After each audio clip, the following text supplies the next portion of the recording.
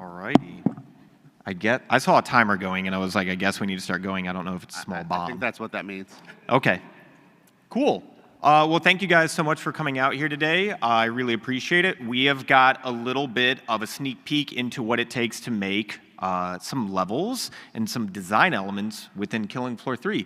So I'm going to pass it over to Trent here, and he's going to fire up this deck, and we'll start to go through it. So quick introduction. My name is Brian Wanya, and I am Tripwire's Studio Creative Director.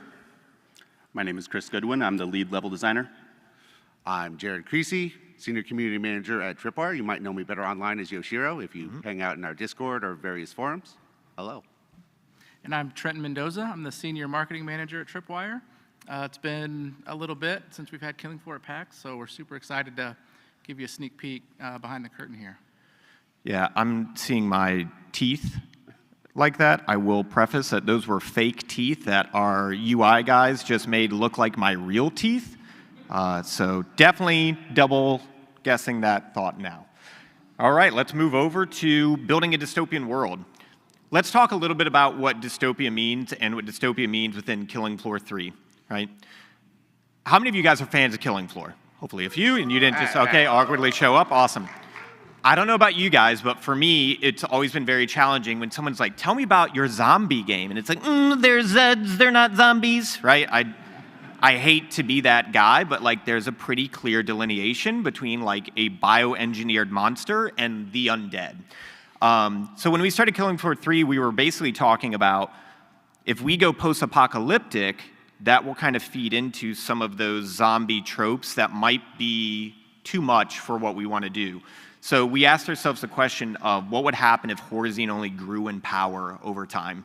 Basically, like what would happen if like Walt Disney companies started making Zeds and monsters, right? So they're manufacturing our food, they're manufacturing our cities, they're manufacturing, monsters as well. And we just don't really talk about that part. If there's an outbreak, don't worry, we just kind of clean everything up. So let's dig a little bit deeper into dystopia in Killing Floor 3. So everything starts with inspiration. I'm going to date myself as a very nerdy 42-year-old horror fan. If you guys haven't seen a lot of these movies on here, I highly suggest it. One of the things that we very first started was I came to Chris and his team and was like, I would love to fight Zeds in a sewer. And it was Corey, I believe? Yeah, our principal LD. Yeah, Corey, who's also a member from the modding community that joined Tripwire. He wrote up just this really simple brief that kind of became the starting off point while I just got to watch horror movies. Sorry, Matt. There was a day that my kids were like, do you just watch movies? Are you homesick? And I'm like, it's my job, leave me alone. So I highly suggest watching Chud. We won't go into any details, but it is my fan theory that that is a prequel to Home Alone. I'll let you figure that out. You've got Mimic, you've got the 1980s version of The Blob. There's a little bit of, Jason Taking Manhattan as well. But if you haven't seen Mimic, it's one of Del Toro's early films, and it just does a really good job of like presenting a pretty scary sewer. I got to say poop water. Sorry, with the little extra emphasis on poop water, but I got to say poop water at work a lot, so that was kind of fun. We're still handling the HR paperwork. All right, so after inspiration comes reference, right? It's one thing to ingest video games and movies and pop culture and all these items, but how do we make it our own? How are we not just making Mimic, or how are we not just making Chud, right? So we start looking at real-world references. This goes for our maps, this goes for our Zeds, this goes for weapons, right? Like, for example, the crawler is a combination of a lot of arachnid, all right? And even if you like look at close-up elements of it, like teeth, inspiration for the teeth on the crawler actually came from x-rays from adolescents, because a lot of kids, if you look at their x-rays, they basically have multiple rows of teeth. So there's your kind of creepy, weird, sad inspiration and reference for the crawler mouth. Chris, you found the image on the lower left. What is that from? Yeah, we've got a Japanese flood control center, and this is subterranean below the city to help deal with overflow of flood water. And it kind of looks like the Mines of Moria, which I always thought was really cool. Gandalf is in the crowd right now, so I'm sorry for the flashbacks. Gandalf clearly is like, the horror of this space. Don't speak to it. Let's just say the dwarves aren't the only ones who have gone too deep. Yeah, but that reference really helped us. Like, we also knew that we wanted the spread and power of Horzine to spread throughout the globe. Right? So a lot of the maps that you guys have seen are now based in the US, where Horzine has relocated their primary headquarters, but there are some horror business happening in the sewers of Japan as well. So once we move from inspiration into reference, we then move into concept art. Right? Concept art is basically to inform and inspire the team. These were done by our really talented lead concept artist, Hakab. His image is literally just like ooze KF. He was doing, it's interesting. We gathered some inspiration for KF3 like the first week we started the project, and unknowingly I found some art online that I really liked, and it was Hakab. So then when Hakab joined the team like a few years later, I was like, let me show you some stuff that inspired us. He's like, yeah, I did those. And we were like, that's why you're here. So thank you, Hakab. When doing concept art, not only is he kind of laying out the mood, the tone, the lighting, the materials, the textures, there's also then individual callouts. One of the things that's new for Killing Floor 3 are environmental traps. And I wouldn't necessarily they're new because you kind of invented them for Monsters Ball, right? Yeah, with KF2 and Monsters Ball, we had a handful of traps, and we had some people kind of first start prototyping that stuff out and had a lot of fun with it. Yeah, so when we were kind of playtesting KF2 really early on, we knew that was a feature that we wanted to build upon in KF3. So the image you kind of see in the lower right there, that's a very early version of the trap for this space. And at this point, it was kind of this like giant steam pressure system that you could use the multi-tool, which is one of the new tools that any character in the game can use. So if you kind of see something yellow in the world, you can use this multi-tool to either unlock zip lines, unlock turrets, unlock map-specific traps like this one, but you'll see later how it kind of grew and evolved over time. All right, this one is a pretty cool element of taking that reference, taking that inspiration to kind of culminate into one of the ultimate things. This is one of our vistas. Vistas are a space that kind of help communicate where you're at and what's going on. If you're a fan of KF2, Burning Paris, and you look out and you see the Eiffel Tower burning, really good example of a vista.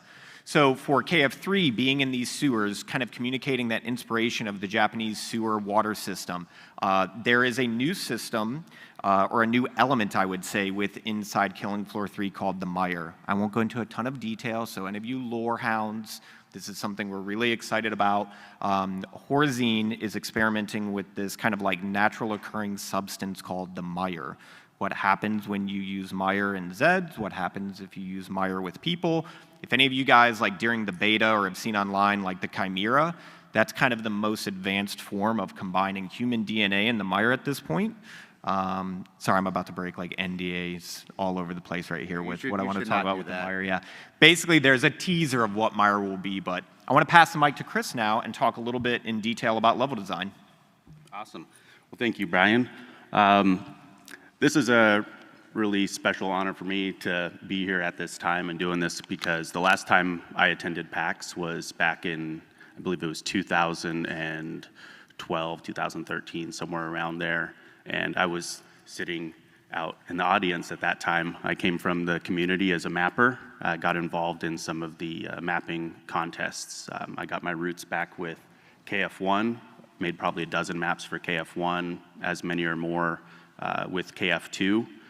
And what we've got here, this picture is me doing a Foster with Alan Wilson. Is that who that old man is? Yeah, he's always the popular character. If you're fans of Tripwire, many of you will know Alan. We are not letting him retire. We are just slowly pulling him into decks in any way possible to kind of always be a part of the team. So thank you, Alan. I showed this him like the day before he showed up. He was like, what? Yeah, so it's been quite the journey. I'm just about 10 years in with Tripwire at this point, and it's been fantastic going all the way up through KF3.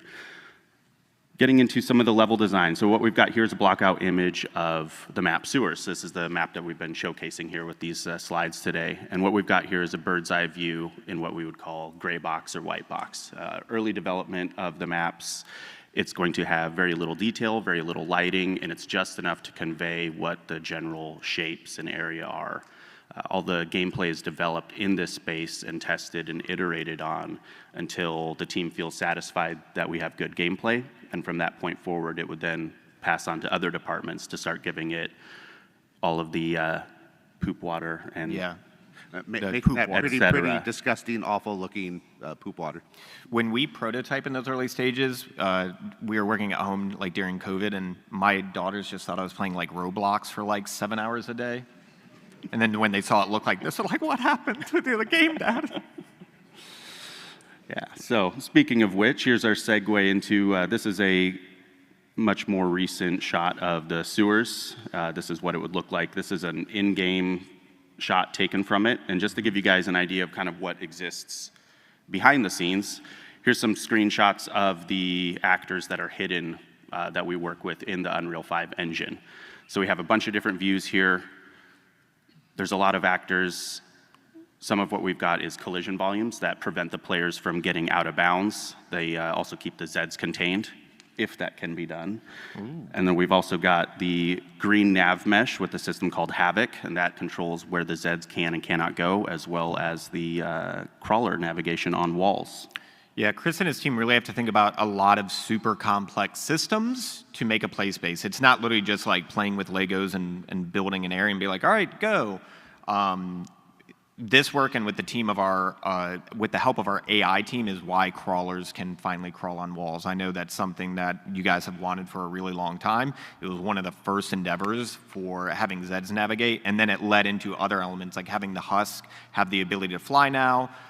We'll talk a little bit more about Zed navigation in a moment, but you can thank this guy when you have crawlers crawling over your head, and our AI team for, we call it the cone of danger. In KF1 and 2, the cone of danger, like a lot of Zeds are along the same kind of head height, so you can kind of strafe side to side and shoot Zeds. Well, you're gonna really have to keep your head on a swivel now because Zeds can attack you from almost every angle.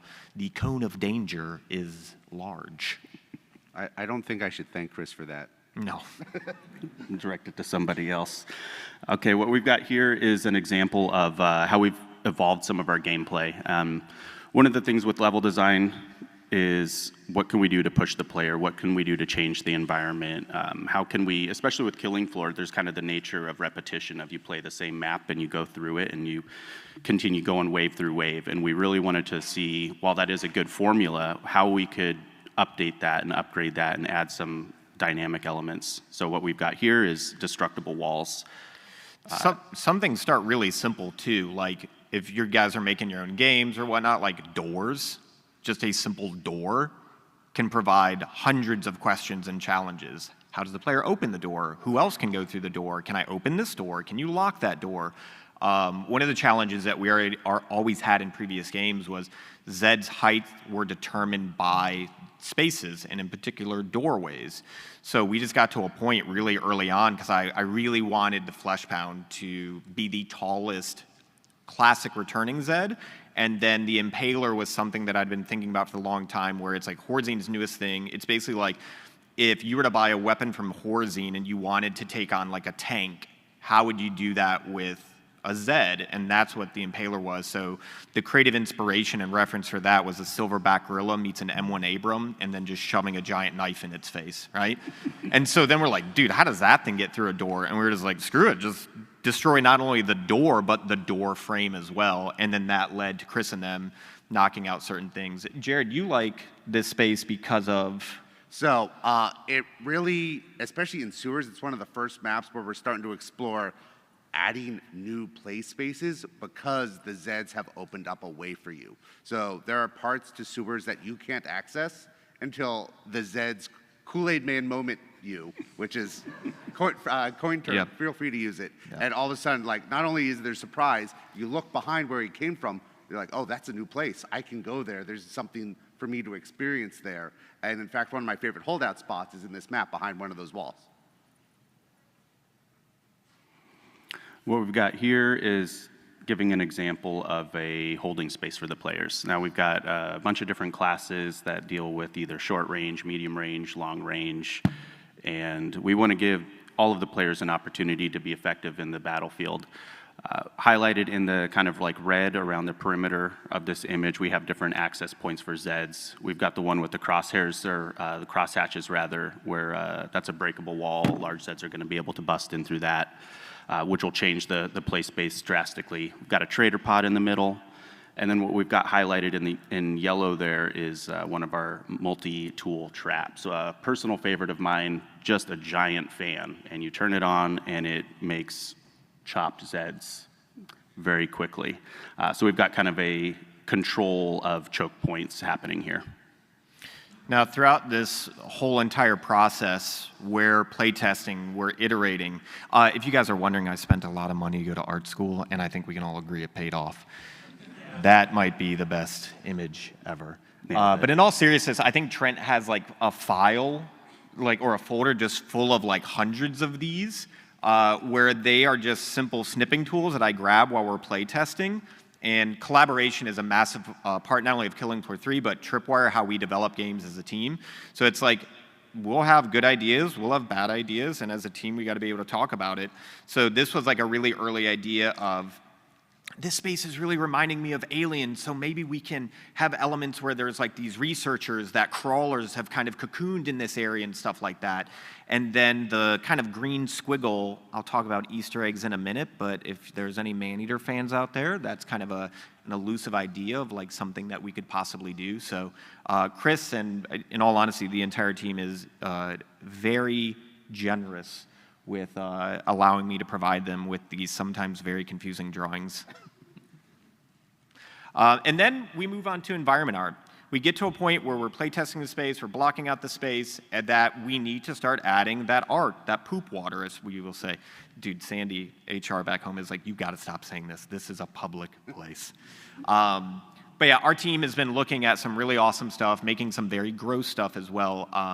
Misty, our lead environment artist, and AK, our art director, they have just done a fantastic job of capturing Hakab's images, and kind of like, when you're in this space, you can kind of feel the moisture and the dampness.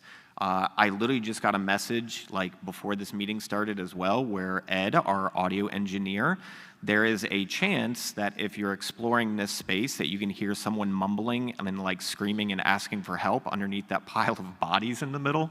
So thank you, Ed. That was a very fun, twisted moment. I was going to say, speaking of people I don't want to thank again, like that other video you showed me, but we may share with the community later, may make you not want to have mustard for a while. Yeah, there was a lot of mustard used to make monster sounds, so you're not going to want mustard again. Thanks. Environmental storytelling. So lore is definitely a part that is growing in Killing Floor 3. I don't know about you guys, but like, I want to know more about the worlds that I experience, whether it's a comic that I'm reading or a movie that I'm watching. But the big thing is Killing Floor combat comes first, right? That gameplay of me and my friends back to back fighting Zeds.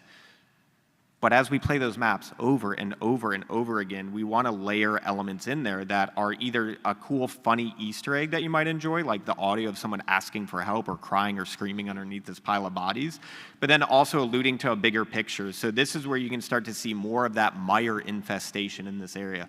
What's going to happen? I don't know. We got to figure it out together, right? And then some of those Easter eggs. So that little doodle of what I was trying to draw as an alligator ends up becoming, any Maneater fans out there, as one of our last ship titles that we really enjoyed. We hid Rosie, who was one of the apex predators or bosses inside Maneater. I guess we're confirming that those two worlds exist with each other now, that somehow Rosie ended up in a Japanese sewer system. Not only are some Easter eggs visible, but there's also Easter eggs that you can hear as well. So Rocky Gray and Mark Muraski are audio and composers.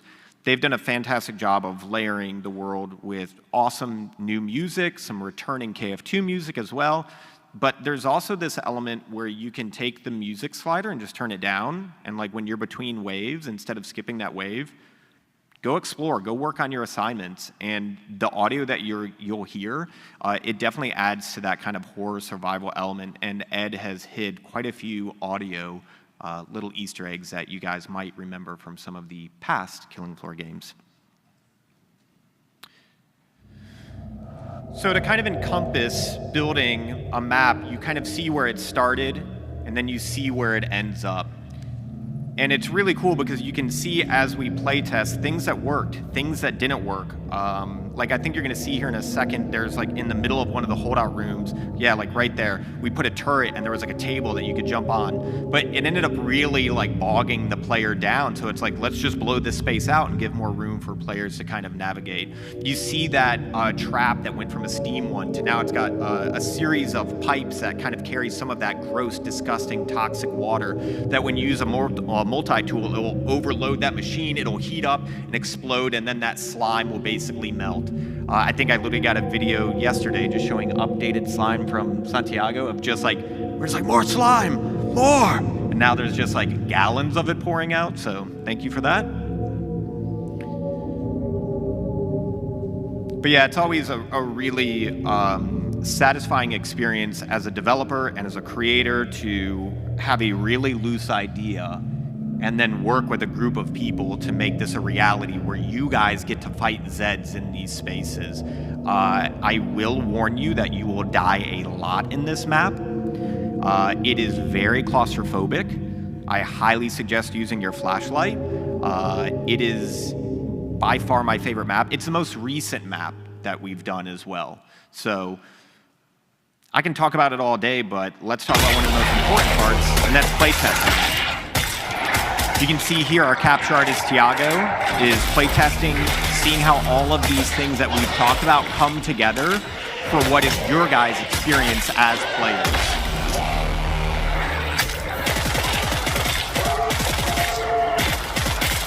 You guys are not only witnessing sewers being playtested, but you're seeing new Zed behaviors. You're seeing new animations for not only the weapons, but for Zeds as well.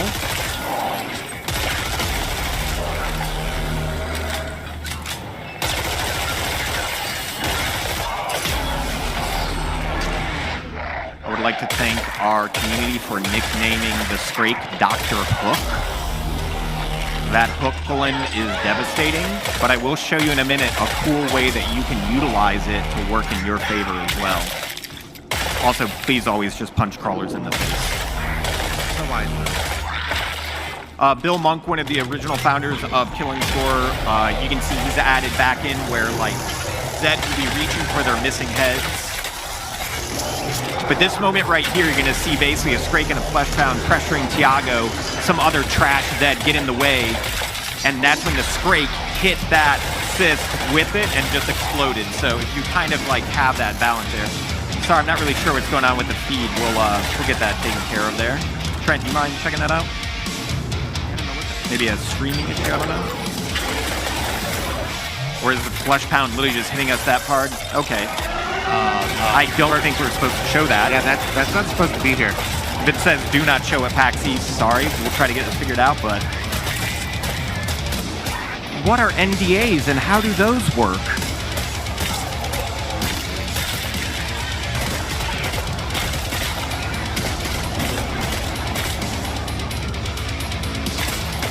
You guys are the first people to see this, by the way, so sorry, maybe? We'll get that fixed. Let's do this. While you fix the feed, why don't we just show you live gameplay, and we'll try to see if Jared can survive a gameplay in sewers. Does that sound good? Let's see if I can do it better than Tiago. And since you said use your flashlight, let's do a no flashlight run.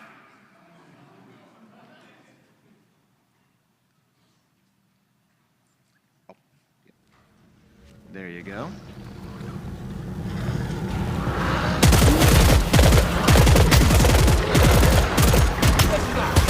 By the way, it's no pressure playing the game in front of a room full of people. That's like, not single headshots, please. Yep. You got this, Jared. One of the things I love about this map is we talked about play spaces, and knowing your play spaces is key.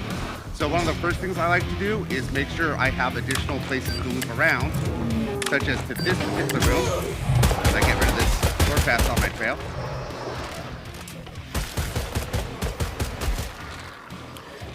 Gorefast have kind of changed pretty dramatically, where almost think of them as like velociraptors, where they kind of hunt in packs, and if you stray away from the team, you all of a sudden be like, why are there like an excessive number of Gorefast hunting me? They will basically look and hunt for the outlier. So when you're playing with your friends, definitely try to stick with each other. in the game, mate. So this is something that's pretty new. Like if you guys saw the beta, we tried some stuff with Z time and it wasn't working, right? So we heard you guys' feedback and we were basically kind of returning, but then amplifying what are the things about Z time that we've always enjoyed. So those high frame rate weapon animations, really slowing the combat down and letting that gore stand forward. It's been really nice because we have a update to our meat system, massive evisceration and trauma. Meat 2.0, you can actually see heads like flower open. You can burn Zeds where you literally see them and their skin charring. You can punch holes in different parts of their body. So the kind of reimagining of Z time is really allowing that gore to stand out. There's also been a massive update. Jeremy, our lead technical artist, has really pushed persistent blood since the last time you guys have seen it. That poor guy has watched some rough videos. So a moment of silence for Jeremy. All right, and keep it going. You're gonna see Zeds soon. Are you playing on hard or normal? I should be on hard. Okay, get ready. No pressure. The only way to play. Even in this hallway, you're gonna notice like these red pipes. You can shoot those and they'll burn. So like they're positioned. If crawlers are on the ceiling, shoot those pipes. You'll burn things crawling at you. Taking a dent. 25% eliminated. Or just use the butt of their gun to knock the few teeth they have down their throat. Yeah. The other thing that you'll notice in the world are there'll be like little red glowing elements. These are all Horzine destructible elements. So to kind of really like stick it to Horzine and kind of earn some crafting material for yourself, make sure and take the time and kind of hunt through the space to find those. Were you guys hiding those or were Misty hiding them? It's a group effort. Everyone just slowly Department's hiding. gonna have fun with it. Hide them from each other. All right, hold on. Let's, just for Chris, see if we can get some Thank you. Zeds into this trap. You killed them all. Not all of them. Oh, now there's a Oh, siren. the old siren flank.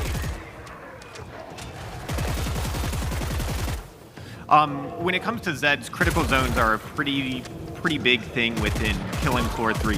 If you see something glowing on an enemy, that's our way as developers to communicate to you, like, shoot here. And these critical zones will actually even communicate different elements. Like, if a Flesh Pound is a little more yellow, he's a little bit more passive, still out to kill you, but when he turns red, he's enraged. I believe the Scrake has the ability to enrage other enemies around him and kind of, like, target and pick a character as well. The Bloat, who will literally like inflate this kind of like back sack. Yes, that's a word that I just used publicly.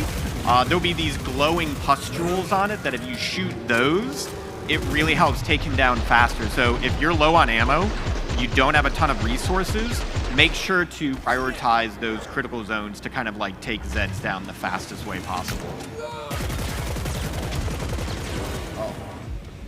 Feeling better already. That clock ruined my plan to combo that Scrake. Dr. Hook. Yeah. There we go, there we go. Stumble, finally. So one of the things about executions in Killing Floor 3, yeah, it's one thing to smash his face into his own chainsaw.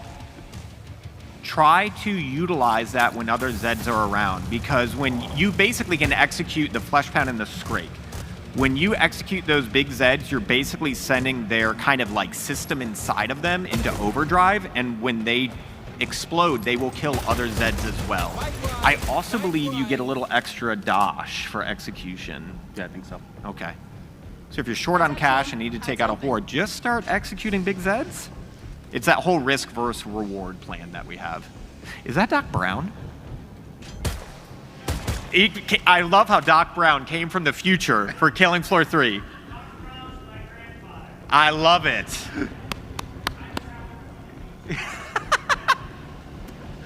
It's very noisy in here. That's amazing. I feel Well, like thank you there's a for being lesson here to learn. All right, so one thing looking at the trader, looking at weapons going down the left, that is kind of the standard version of that weapon. And then to the right of them, those are pre-modded versions of those weapons. Mods are a massive part of Killing Floor 3. it's our way of having you have control on how you like to play with guns. Like, I ADS a lot. I'm a sharpshooter. I like to ADS. I don't want to put out a ton of heavy firepower. I want to do, I want to put out basically very large rounds downrange as far as possible to take out those larger Zeds. The cool thing about these mods are, once again, if you ADS a lot, we've got mods for that. If you like to shoot from the hip, like what's your style? What's your go-to? Probably similar to yours, Okay. sharpshooter. I will say, there is a bow and arrow, and there is a mod that has explosive tip. Yes, we watched Rambo 3 like multiple times and dissected that guy exploding from an explosive arrow. It is as awesome as you remember. We put explosive arrows in the game, and they are wildly fun to use. Hey, look. There it is. There's a here before. Yeah. So yeah, this is that area that Jared was talking about earlier, and I would definitely say, like, Corey and Chris and that team, this is the most recent map. Like, when I tell you guys, like, you're literally the first people to see this, this is incredibly hot off the presses, right? We wanted to come to PAX with something rad and cool to show you guys. And I think that, yeah, like you and Corey and the rest of your team and everyone at Tripwire, you can definitely tell the things that we learned on building those maps early on, what this map could look like. So it really makes me excited for the future of KF3. Uh-oh. That flesh pound is not oh, no! Oh, no, I'm being executed. All with 9 left. All right, I'm sure you guys are all going to critique me. So before you do, come join me at the Alienware booth and do better than me. That's my challenge to you. We've got this crazy machine. It's like killing floor 3 on 3 monitors. 3 4K monitors, side by side. It's scary as shit. Like, my neck kept breaking as the whole time you're playing. You're like, ah! All right, so I just want to take a moment and thank everyone for coming out and spending their Saturday with us, especially on a Mother's Day weekend. Please say thank you to your mother. Maybe you can play KF with her if that's what you're into. Buy her a copy. Yeah, so. I don't know what's happening right here. It's still kind of glitching out, but... I thought we fixed this. Oh, I don't know what that is, but you know what? Let's just forget the NDA part. My boss, the CEO of Tripwire, is in the audience. Maybe he can just, we can hype him up to let us show more stuff. What do you guys think, Matt? Yeah. Leave the thumb. There we go. Thumbs up. All right. I want to preface this. This is everything that we're kind of exploring, or not even everything. These are some early ideas of what the future of Killing Floor 3 will look like. Those of you that might be new to the franchise, Killing Floor 1 and Killing Floor 2 have a very long history of post-launch content, right? We've been playing KF for like, what, a decade now? And we very much want to continue to support KF3 in very similar manners. So let's just take a brief look at what the future for KF3 could look like. Earlier, when the machine was kind of glitching out and Horzine took over there, or maybe a few gremlins got in the mix, you saw a very early playtest video of a future map coming that is this jungle prison. It's this abandoned prison kind of in a rainforest that Horzine is using to kind of politely get information from enemies of the state. Some of them may have taken an acid bath there. One thing that's really important when creating something is, can I smell it? Like, I usually know that I ask myself that. It's a good thing. And this goes for everything from enemies, like the Impaler, when I could smell his breath, I was like, just that, I feel that we're heading in the right spot. And when we started painting people in acid baths, I was like, I can smell that room, or imagine what it would smell like. How was it? Not great. Aggressive. So yeah, that's a fun thing for you guys now to think about. But then also exploring completely different parts of the globe, right? As we said, KF3, we wanted this idea of this dystopian future and how Horzine is growing in power. Where is Nightfall and the team going to be fighting Zeds? Once again, giant, nerdy, 40-something-year-old dad. I grew up watching John Carpenter's movies, like, religiously, and this is our love letter to The Thing and Outpost 31. You have some fun little facts about this one. Yeah, a couple neat things with this is one, we've got our senior technical level designer, Michael Kissinger, has worked a lot on a dynamic weather system for this map to go in and out of having blizzards. So your visibility can be greatly reduced, kind of push you into some of the facilities and then open up again partway through waves.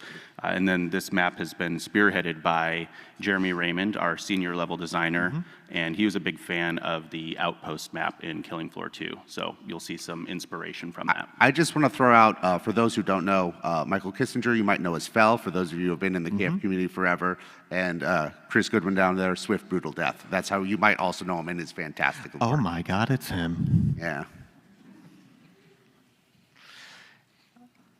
All right, real world guns. I felt really aggressive just showing a gun to a room full of people and being like, there it is, right? Basically, the goal is to give you guys as many tools as possible to kill shit with, right? We are making the game pretty damn difficult, and you're going to need every tool possible, from new guns, various gadgets, tools, grenades, throwables. All of these are tools for you to fight Horzine back. And don't forget the weapon mods that come with those new guns. That completely change how many of them work, including the existing ones. We didn't rehearse this part at all, so I'm going to get a bunch of eyeballs, but the mod for this gun is actually a quad barrel as well, so that's pretty intense.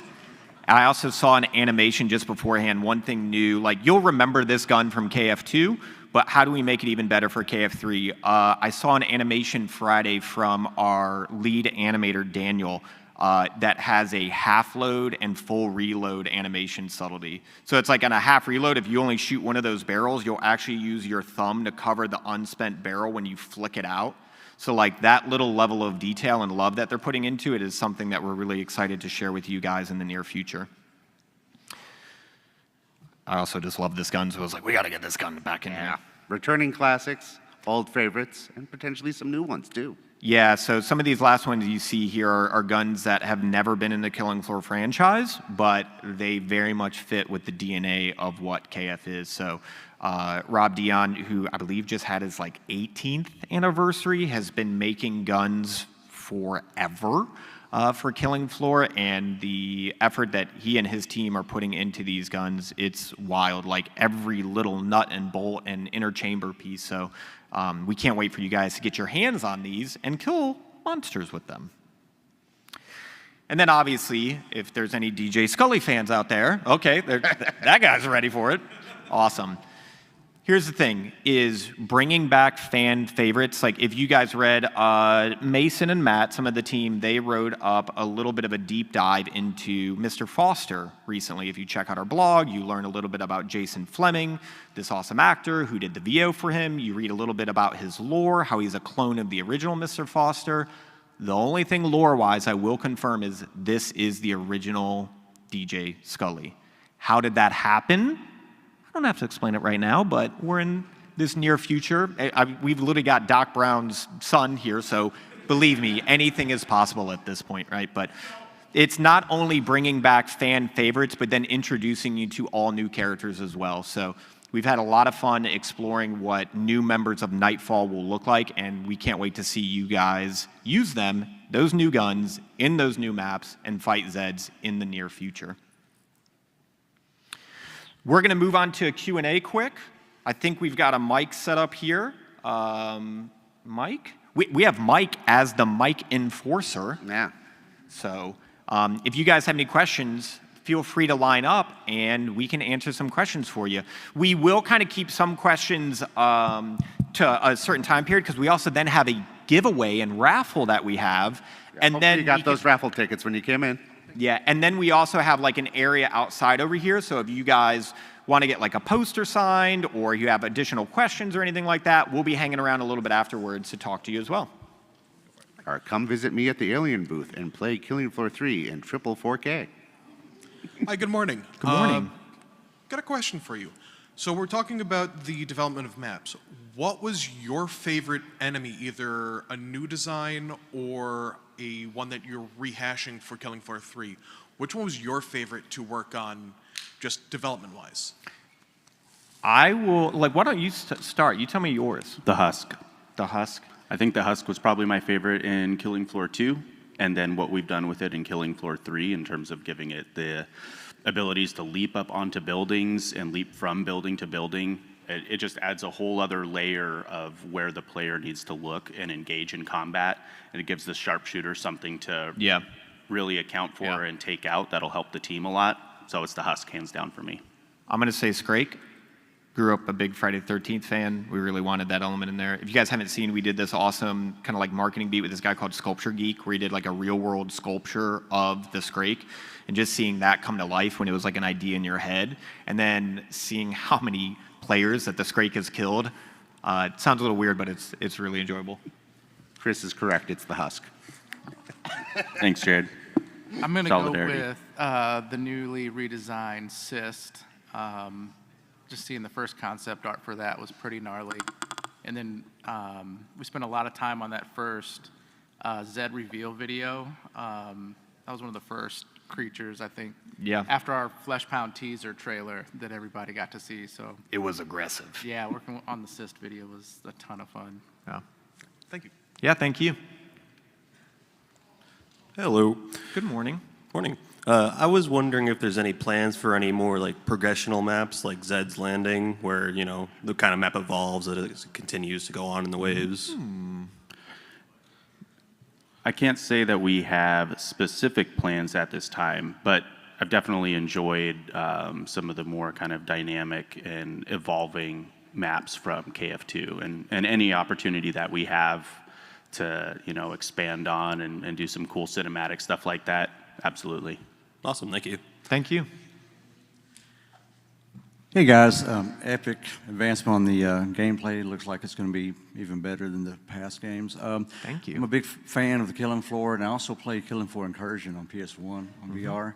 And with the VR2 and advancements and everything, is there any plans post-launch, maybe bringing older games or this one to VR possibly? Not at this time, just due to kind of some of the technical limitations of this, but yeah, Killing Floor Incursion was definitely a really enjoyable experience, and it's interesting to see how many people are always looking for more Killing Floor in VR, so I can't confirm or deny anything, but KF3 we're definitely focused, you know, on console and PC at this point. Looks great. Thanks, Yeah, guys. thank you, appreciate it. Thank you. Hello. Basic question for you guys. What was your favorite map to design in Killing Floor 2, and what is your favorite map to have designed now for Killing Floor 3? This is you all over this. Monster Ball for Killing Floor 2. And it was a little bit of the reasoning for that is it was just such a great culmination of a lot of people's efforts, and multiple level designers worked on it. We had a lot of really great concept art that was developed for it when it was in Gray Box. Michael Kissinger was prototyping out some of the traps for us. That, along with the themed Zeds of all the classic horror themed Zeds that all came in line with that, was just the stars aligned for that one, for how I feel about the team putting together a great product. And for this one, Factory, I think, is my favorite for KF3 so far. Factory, okay. Thank you. I just kind of want to segue from there and say my favorite like KF2 map story, not to shame anybody, but just kind of go into how much detail some of our artists put into things. One of the first maps to really come together was Burning Paris.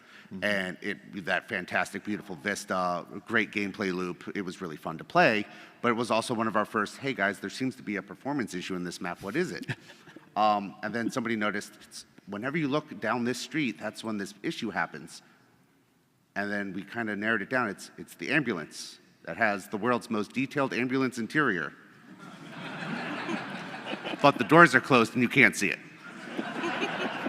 We just assumed you'd all end up in the back of it after fighting Zed, so maybe that was the thought process. But I would actually say that Burning Paris visually was one of my favorite maps, but then Monster Ball gameplay-wise was one of my favorite ones, and it was a huge spark point for KF3 with the interactable elements. And then for KF3, I am very partial to Sewer right now, but there's another map called Convoy that is very much a love letter to like Mountain Pass, if you guys are familiar with that map. That is just visually a really, it has this like weird balance of being like visually beautiful but scary as well. It's kind of like the sun is setting in it, and you can kind of get the like sun peeking over the trees, but then you're getting chased by these monsters, and it's like, this is a good place to die. Good morning. So Morning. I I played the closed beta recently for 3, and I really, really had fun and enjoyed it. Cool, so thank this you. is kind of a two-parter. Will we be seeing in the beta? There was a home base with a helipad. Are we going to be seeing like a lot more of that, more Easter eggs, or more things like within the base? And the second part to that is, what was some of the best feedback you received from the beta that you will take on into the game? Yeah, for sure. So I would say the Stronghold is definitely a big part of the space, right? It's almost similar to this room, right? Like it's a social space. It's where you and your friends can come together, kind of discuss your plans. What are you playing today? Who's playing what? Who's going to focus on these Zeds? And that space has been built for expansion. So in the future, there will be more things to do. I want to tell you so much right now. Like even the way we introduce like DJ Scully, there's elements of that are kind of in the space. I think right before you guys came in, I was telling these guys about Easter eggs within Stronghold. I'll actually even this is what I will confirm. There are things that we have hidden in the world, and especially in the Stronghold, but in other maps that allude to what the future can be, right? Okay. Some of them are literally right underneath your nose. You have the ability to put text and sounds throughout this game, and they don't need to just be like lorem ipsum, right? Just like numbers on a paper. It could be as simple as a reference to some weird 80s horror movie that I really liked as a kid. But it could also be something as detailed as where could that next map be, or who could a future team member of Nightfall be, right? So that's kind of where Stronghold plays an element in it. It's also a big core loop with like crafting weapon mods and crafting skills and elements like that. But also, if you just don't want to run through the Stronghold as much, all of those menus, you can simply navigate through your menus, right? As far as feedback goes, for me, one of the biggest things was gunplay, right? Obviously, performance was a big thing, but for me, like, we talk about killing floors, you and your friends back-to-back fighting Zeds, and getting that feedback on gunplay and what are the things that you guys want to see and where we can push ourselves. Our team really took that to heart and really pushed themselves, and they've made some really significant things. I think there's a few of you guys out there that actually got to play yesterday, and like seeing you guys use the Bone Breaker shotgun and get this like little grin on your face when shooting a Zed's head off, felt good. If you didn't get a chance, though, please stop by the booth and play with Jared today. Thank you. Looking forward to the game. Thank you. And I will say, like, from a community manager perspective, all the feedback was the best feedback, especially when you told me why. Hey, I don't like this. Neat. Why? Yeah. Give me some details. Hi, hello. This is a question for like, are we gonna see any like unique weaponry? Like, for example, in Killing Floor 2, the one of the medic weapons, like the healing RPG. So are we going to see any more unique, silly weapons for Killing Floor 3? So right now we're definitely focused on, I wouldn't say a more serious tone, but like weapons that are really all about ripping through Zeds. But I will say one of the things, like if you're in a medic, one of the things that has changed since the beta is the ability to heal. Like everything has the ability to heal. Like you're going to see a video in the very near future highlighting some of the weapons. And there's a gun, the tier 1 medic that's very heavily inspired by like a Mac 10, Mac 11. Like what would one of those look like 30, 40 years from now? But it has this pre-built mod underneath it in the front that allows you to alt fire and like heal your teammates and stuff like that. So, but it's not to say as far as like more lighthearted weapons that couldn't come in the future as well. But definitely right now we're trying to find as many ways as possible to shred, rip, shoot, and destroy Zeds and showcase that Meat 2.0 as much as possible. Oh, okay, thank you. Thank you. Hi there. First of all, great show so far. Thanks for coming out. I'm really curious about the identity of Killing Floor and how you kind of view that, because it's a big mix of, you know, like if you said 80s horror, your Cronenbergs and stuff, and then your high-octane action, but you also have those creepy little Easter eggs, like that voice. Yep. When you go into designing and making different features and content, how do you balance that horror element and how much you want to scare and unnerve the player, then how much you want to give them that like power fantasy, kind of ripping and tearing everything? Yeah, absolutely. So for me, the balance is usually pushing players where we're stressing them. Like it's not like other games where it's like you against the world and you're totally equipped to take on everything. You want to talk about some of those references? Like one of the games or one of the movies that we used very early on was actually Aliens and Predator. Now, those are the most overused references in any pop culture ever. So what does that mean for Killing Floor, and what does that mean for our identity? It's basically, in those movies, you had groups of these badasses with all of these tools at their disposal, and they just barely survived. Killing Floor is at its best when we end a play match, and it's like all of us are playing, and it's like just Chris survives, right? And we're like on the edge of our seat, wiping the sweat from our brow, that moment of like get to the chopper, right? That like just barely surviving. And I think that's that balance of horror and action where you're pushing people to the edge of their seats, but giving them enough tools, but kind of managing their resources as well to fight these enemies. So it's not like a complete power fantasy, but it's not like this, you know, game where you have a flashlight and 6 bullets. Where is that in between to kind of find the perfect balance between action and horror?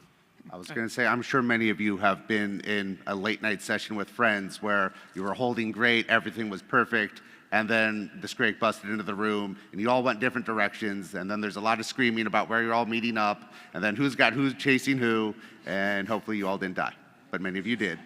And then in the text chat, there was a lot of www. Oh, I opened the console. My bad.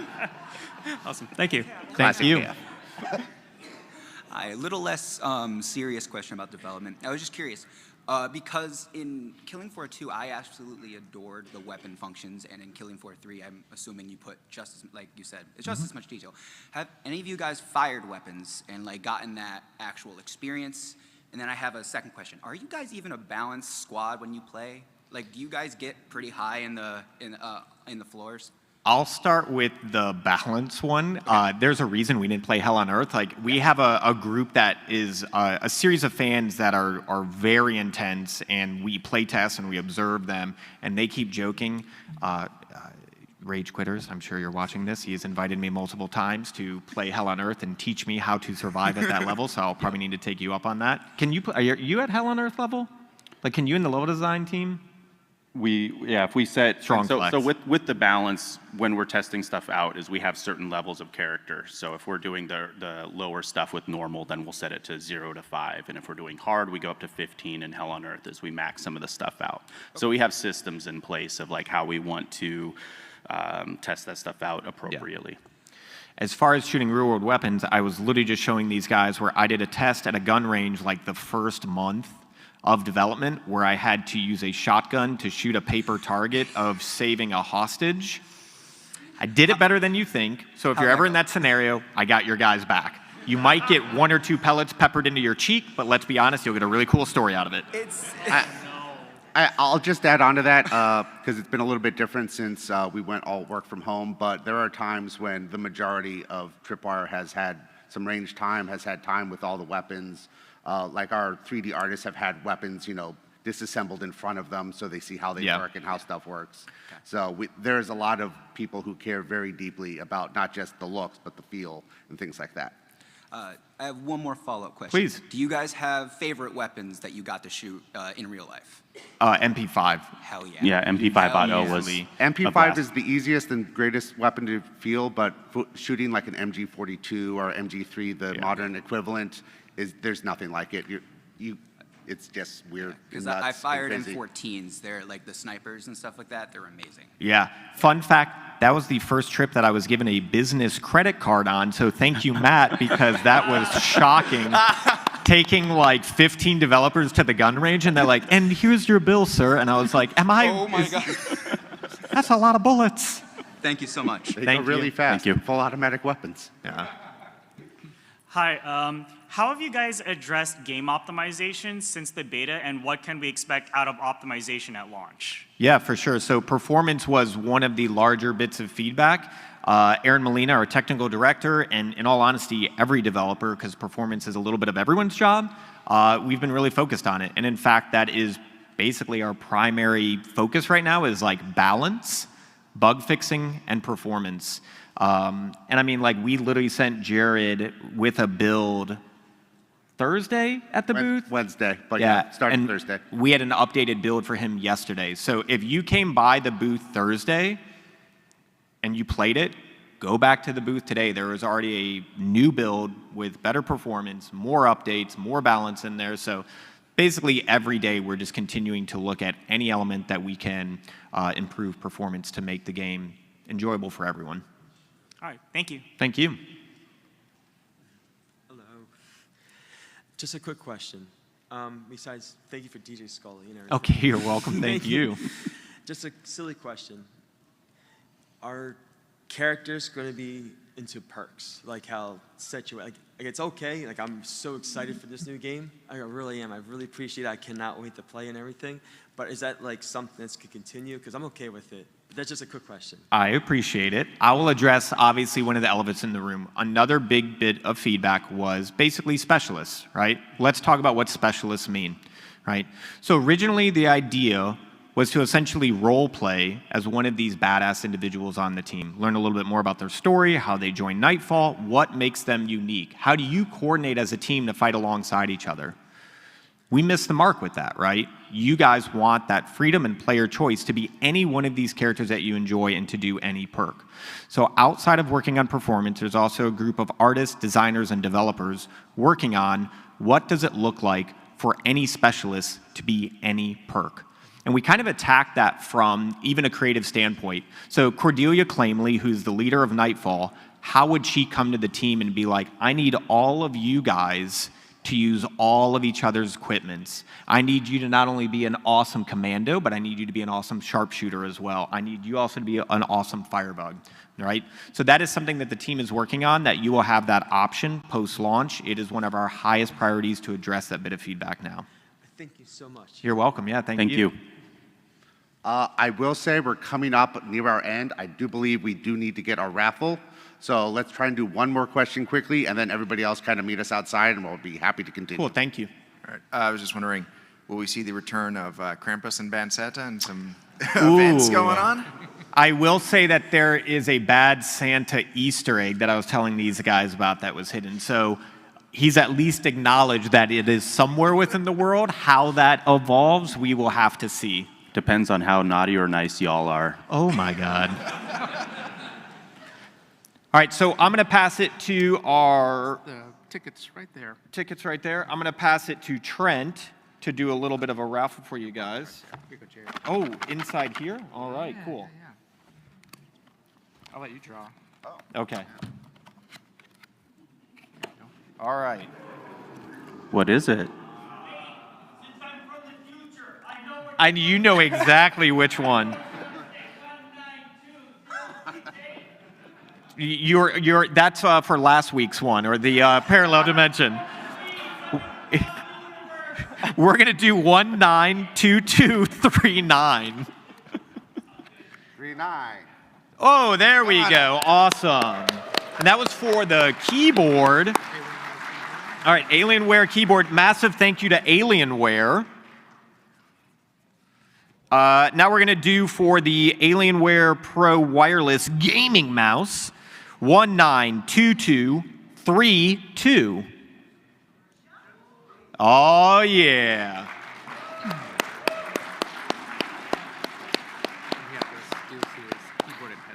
Okay, so one of the things that you guys don't see up on the board, but that we'll be giving away is there is SteelSeries Apex Pro TKL keyboard. That's the one that's given away here. Yep. We're going to do 192230.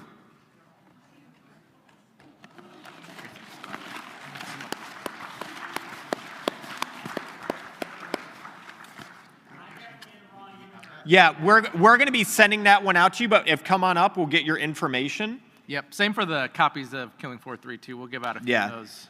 So yeah, if you guys want to hang out up here, we'll get that for you. And now we're going to do the SteelSeries headset. And this is going to be 215. Anyone's ending in 215, so it'll be 192215. All right. And now we're going to 5 copies of the game. Speed raffle 5 copies of the game. So if you come up here, we'll get your info and then send you a copy. We're going to start with 271, 103, 102, and 241, and then 165. So once again, numbers 192271, come on up. 192103, come on up. And then 192102, 192241, and then 192165. Come on up for a free copy. We've got 4 seconds. We'll meet you guys in the lobby. Thank you guys so much. We appreciate it. Thank you for spending your Saturday with us. Thank you.